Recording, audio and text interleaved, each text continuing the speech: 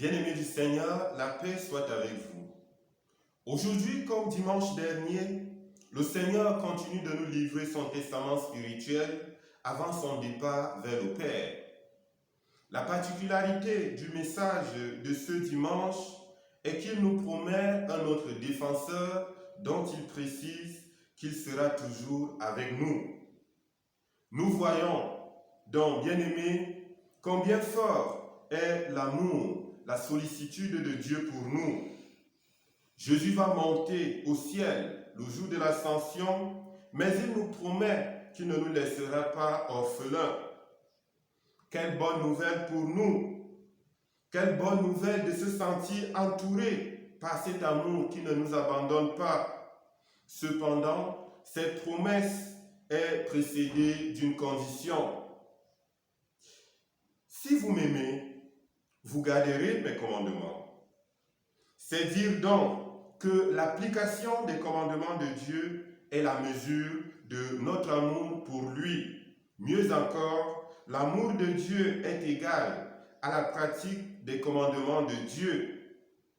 Et ce n'est qu'à cette condition nécessaire mais non suffisante que Dieu nous enverra le défenseur qui est aussi l'esprit de vérité.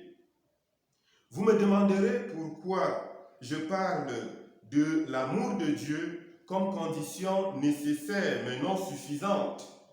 Eh bien, la réponse est que l'amour de Dieu ne va pas sans l'amour du prochain.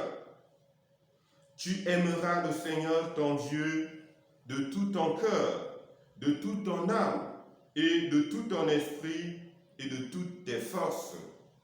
Tu aimeras ton prochain comme toi-même, nous dit saint Marc au chapitre 12, du verset 30 au verset 31.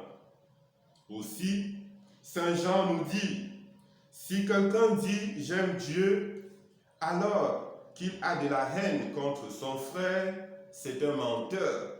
En effet, celui qui n'aime pas son frère qu'il voit est incapable d'aimer Dieu qu'il ne voit pas. La première lettre de saint Jean, chapitre 4, verset 20.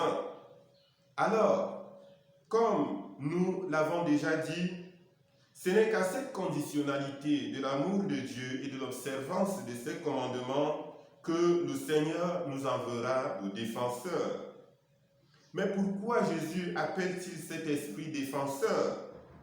En effet, en grec, la langue dans laquelle l'on a écrit le Nouveau Testament, l'esprit se dit parakletos, qui signifie tout homme qui vient en aide à quelqu'un, son assistant, son défenseur. Un peu comme quand on est au tribunal, on a besoin d'un avocat pour nous défendre. C'est pourquoi l'Esprit est un avocat pour nous. Il joue ce rôle de défenseur et d'avocat pour les chrétiens contre notre accusateur, le diable. L'Esprit que le Seigneur nous promet est donc caractérisé par ce rôle d'assistant exercé auprès des croyants. Il affermit le croyant dans sa foi au milieu des épreuves de ce monde. Il aide le croyant à témoigner de sa foi. Et c'est lorsque le croyant vit de sa foi que l'amour de Dieu manifesté en Jésus-Christ le rencontre vraiment. Prions pour que le défenseur, l'esprit de vérité que le Seigneur nous promet, nous apprenne l'amour de Dieu et la pratique de ses commandements. Que ce même esprit, en ce temps de pandémie du Covid-19, renforce, consolide en nous la foi et nous protège de tout mal du corps et de l'âme, au nom puissant de Jésus-Christ. Amen.